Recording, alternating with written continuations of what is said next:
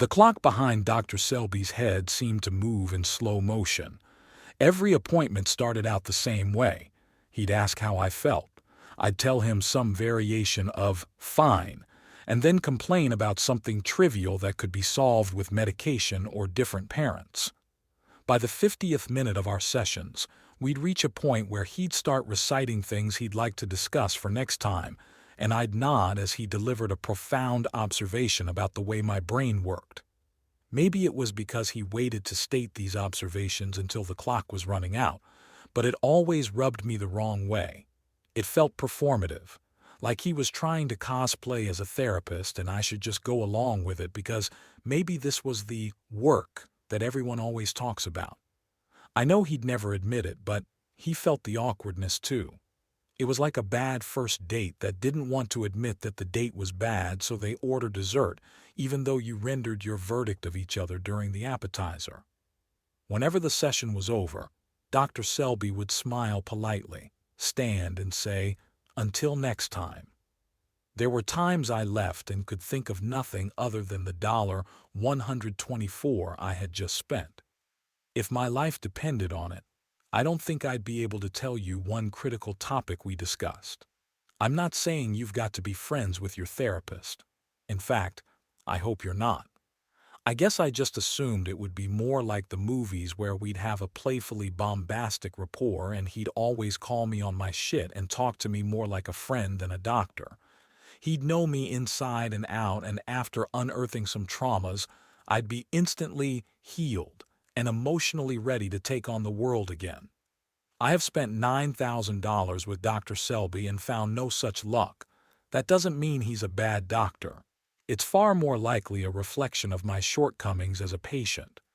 I knew this, but still, I resented him. I resented the cliché box of tissues he kept on the table in his office. I resented the framed posters and the bookcase, and the way that the clock on his wall made a tiny ticking noise that was amplified every time we hit an awkward silence. Most of all, I resented myself. Why couldn't I do this? Was I doing therapy wrong? Was it him? Was it me? Eventually, I dreaded going to that office so much that I stopped going altogether, which admittedly wasn't the smartest of ideas. It turns out, good or bad, therapy in its simplest form provides a much-needed outlet to release the buildup of shit in your head. When that outlet disappears, you become more full of shit, and therefore more likely to do shitty things that make you feel shittier, thus continuing the cycle. It's emotional constipation. Suffice it to say that it was only a matter of time before I picked up the phone and scheduled another appointment for the following week. But when I exited the elevator doors and arrived at the same office I had been attending twice a month for the last 3 years, the doors were locked. I peered through the glass to find Dr. Selby's office space, bare and deserted. Not even the Kleenex box remained. I glanced at the suite number to make sure I had the right floor, and then headed back downstairs to make sure I had the right building. A large round man in a raincoat sat on the steps smoking a cigarette. He must have seen me scurrying around. "You one of Selby's patients?" he asked. "Yes," I replied. "Do you know if he's moved buildings or if his office is under renovation or something? It's been a while since I've been here and I'm late for our appointment." "No," he said as he took a long drag of his cigarette. "He's dead." I was taken aback by the news and hurried up to him. "Wait, he's dead?" I replied. "How do you know that?" "I was late for an appointment same as you. Got the email an hour ago from his secretary." "But I just made an appointment last week." "I don't know what to tell you, pal. Take a look if you don't believe me." The burly man held out his phone for me to read. "We regret to inform you that Dr. Selby passed last Thursday after succumbing to self-inflicted injuries. The family thanks you for your condolences and asks for privacy at this time. Any billing issues can be addressed with your insurance." I read the email 3 times. "Self-inflicted?" I asked aloud. "Yup." "So he—" "Yes." "But my therapist, our therapist?" "Yeah." I don't know why it was so hard to believe, but the words took some time to set in. It felt incongruent, like finding out that the great and powerful Oz was just a man behind the curtain, or that your AA sponsor was moonlighting as a bartender. I sat down next to the man on the steps. Well, fuck man, I sighed. The man offered me a cigarette and I accepted, conveniently forgetting that I don't smoke. Jimmy, he said as he held out his hand. We sat on those steps in silence, dragging our cigarettes until Jimmy rose and tossed his butt on the ground. So listen, I'm no good at, well, this mopey shit. You want to grab a drink? He spoke with this thick city accent that added a layer of practicality to his tone. And that's how I found myself sitting at a poorly lit bar in the middle of the afternoon on a Monday, sipping straight whiskey with a stranger bonded only by the fact that we divulged our secrets to the same dead man. Jim raised his glass. To Dr. Selby.